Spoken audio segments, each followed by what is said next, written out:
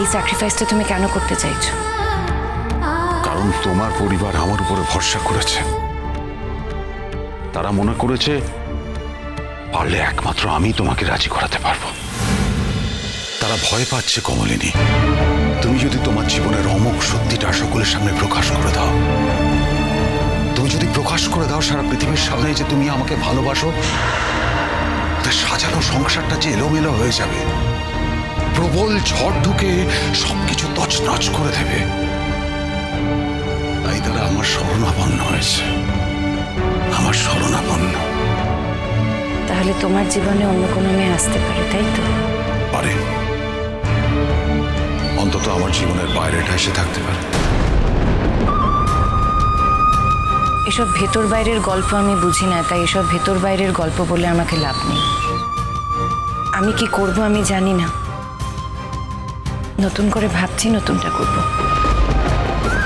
তবে তুমি কি করতে পারো সেটা যখন আমার জানা হয়ে গেছে, তখন এই বিয়েটা নিয়ে আর দেরি করো না। তুমি ডলকে তোমার জীবনে আনো। এমনি এমনি তো আনবো না, যদি তুমি জীবনে সেটেল করো তাহলেই। সেটেল? অন্তত যদি চন্দ্রর সঙ্গে থাকো।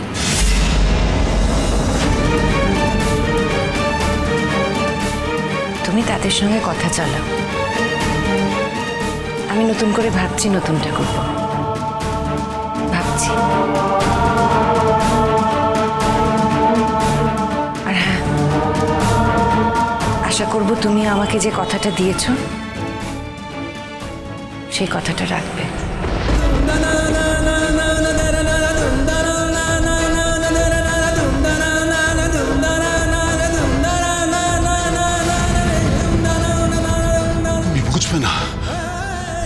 তুমি বুঝবে না কমলিনী কত কষ্টের মধ্যে। তোমাকে ছাড়া আমার জীবনে যদি অন্য কোনো মেয়েকে গ্রহণ করতে হয়, তার পিছনে কত কষ্ট থাকবে, কত যন্ত্রণা, কত বেদনা, কত কাটাছেড়া থাকবে। আমি জানি তুমি মানতে পারবে না, তবু তোমায় বলছি, দয়া করে এই সংসারটা তুমি ভেঙো না, এই সংসারটা তছনছ করে দিও না কমলিনী। লোকে বলবে আমার জন্য তোমার সংসারটা ভেঙে তছনছ হয়ে গেছে। এ দায় আমি নিতে পারবো না কমলিনী, এ দায় আমি নিতে পারবো না, এ দায় আমি নিতে পারবো না।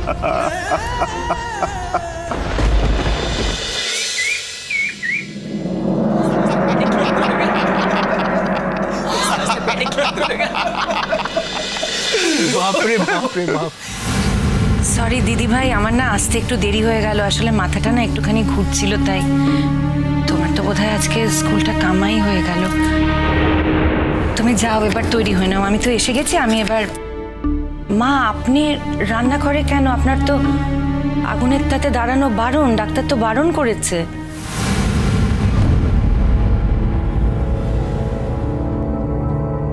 বর্ষা, তুমি কি বুবলাই রান্না করছো? তুমি তো বাড়ির এতজনের রান্না করতেও পারবে না। আমি এসে গেছি, তুমি চলে এসো, আমি করে দিচ্ছি সবটা। আগুন তাতে থাকা আমার নিয়তি তো এখন বোমা। বাড়িতে তো আগুন লেগেইছে, সেটা থেকে বাঁচবো কি করে? তার তো আমার গায়ে লাগবেই। আমাকে রান্না বান্না নিয়ে আর মাথা ঘামাতে হবে না। শুরু যখন করেই ফেলেছি, আমি করে নিচ্ছি বৌদি ভাই। আসলে ঠাম্মি বাবা কেউই তো তোমার হাতের রান্না খেতে চাইছে না মামনি। বাবা তো বলেই দিয়েছেন, তুমি যখন বাবাকে অ্যাকসেপ্টই করলে না, তখন তুমি রান্না করবে, বাবা বসে বসে খাবে, সেটা তো হয় না বলো। বাবা তো চলেই যেতে চাইছিলেন। রুদ্র, আমি আমরা সবাই মিলে আর কি বাবাকে জোর করে আটকেছি। ঠাম্মি যা কান্নাকাটি করছিলেন, বাবাকে কিন্তু আমরা কোথাও যেতে দেবো না। তুমি এত কথা বলছো কেন? তুমি সবকিছু নিয়ে এত কথা বলতে এসো না। কি মা, আজ থেকে কি আমার রান্নাঘরে ছুটি হয়ে গেল? তোমার হাতের রান্না আমরা আর খাবো না।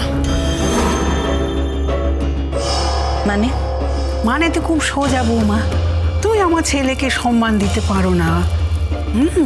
তুমি তাকে স্বামী বলে মেনে নিতে পারো না, তার সঙ্গে সম্পর্ক কাটান ছাড়ান করার জন্য করে উঠে পড়ে লেগেছো। তাহলে তোমার হাতে রান্না আমরা কেন খাবো বলো তো? তোমার সেবা আমরা কেন নেব? আরেকটা কথা খুব পরিষ্কার করে বলে দিচ্ছি, আমার ছেলের সঙ্গে ছাড়াছাড়ি হয়ে গেলে তো তুমি এ বাড়িতে আর থাকবে না। এখন তো উকিলের বাড়িতে যাওয়া শুরু হয়ে গেছে, তাই বলছি যত তাড়াতাড়ি সম্ভব তুমি তোমার এ বাড়ি থেকে চলে যাওয়া উচিত।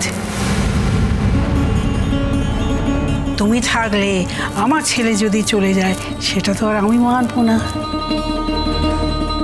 তার মানে আপনি আমাকে সোজা বাড়ি থেকে চলে যেতে বলছেন, তাই তো? বৌদি ভাই, কথাবার্তা এবার একটা সমাধানে এসো, এভাবে হয় না। কি সমাধান দিদি ভাই? তুমি যেটা করছো, সরি বৌদি ভাই, কিছু মনে করো না, সেটা ভুল করছো। বৌদি ভাই, আমরা কিন্তু কেউ তোমার কাছ থেকে এক্সপেক্ট করি না। আমি না হয় তোমায় ভুল বলতে পারি, কিন্তু তোমার 3 ছেলে মেয়ে, তারাও কি ভুল বলবে বলো? ঠিক আছে, বুবলার কথা না হয় বাদ দিলাম, ও সব সময় হাইপার হয়ে কথা বলে, ও একটু অন্যরকম ছেলে। কিন্তু বাবিল তো খুব রেশনাল ছেলে, বলো? তোমার মিঠিও তো প্রশ্ন করছে, কেন তুমি তাদের বাবার সঙ্গে থাকতে চাইছো না? বৌদি ভাই, দাদা ভাই এতদিন পর ফিরে এসে কি এই অপমানটা নিতে পারে বলো? কি দোষ ছিল আমার দাদা ভাইয়ের? দাদা ভাই তো এতদিন ছিল না, তুমি তো এটা বলতে পারবে না যে দাদা ভাই এতদিন ধরে তোমার সঙ্গে ঝগড়া করেছে, ঝামেলা করেছে, তোমায় অপমান করেছে। আর দাদা ভাই যখন চলে গিয়েছিল তখনও কি তোমার সঙ্গে ঝগড়া করে গিয়েছিল বলো? তোমার যুক্তিগুলো তাই খাটছে না বৌদি ভাই। তুমি ভুল করছো। কুর্শি, এই বিষয়টা নিয়ে আর কথা বাড়াস না রে বোন। অলরেডি এখানে আমার অনেক সম্মানহানি হয়ে গেছে, নিজেকে আর ছোট করতে পারছি না আমি। দেখো, এতদিন তোমরা সবাই আমায় দোষ দিতে, আমি সব কথা সোজাসাপটা বলে দিত, তাই সবার কাছে খারাপ। কিন্তু আমি অন্যায় মেনে নিতে পারি না, সেটা যেই করুক না কেন। আজকে দেখো, আমি যেটা বলতাম সেটা সবাই বলছে। মা, তুমি যেটা করছো না, তোমার জন্য বাড়ির প্রত্যেকটা মেম্বারের মাথা জাস্ট কাটা যাচ্ছে। মা, তুমি যে কেন এরকম একটা জেদ ধরে বসে আছো সেটাই বুঝতে পারছি না আমরা। মা, মনে হচ্ছে এই তোমাকে আমরা চিনি না। বাবার যদি কোনো ফল্ট থাকতো তুমি বাবার সঙ্গে নাই থাকতে পারতে। বাবা যখন স্মৃতি ফিরে এলো, বাবা কি করতো বলো? রাস্তায় রাস্তায় ঘুরে বেড়াতো এই বাড়িতে ফিরে না এসে। আর বাবা তো বারবার এটাই বোঝাতে চাইছে যে আমাদের সঙ্গে থাকতে চায় বাবা। আমি কি একবারও তোমার বাবাকে বলেছি যে উনি কেন এই বাড়িতে এসেছেন?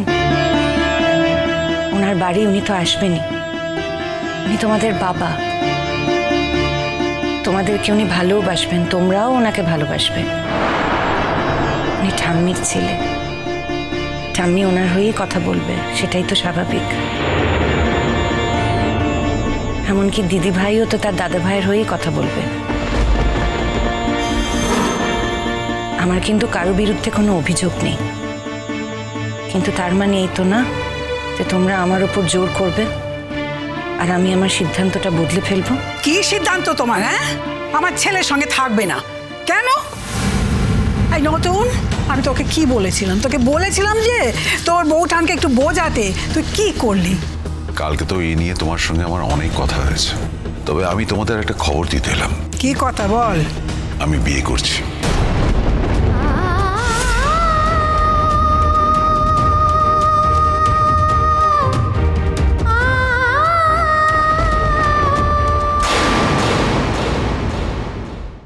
চিরসখা হে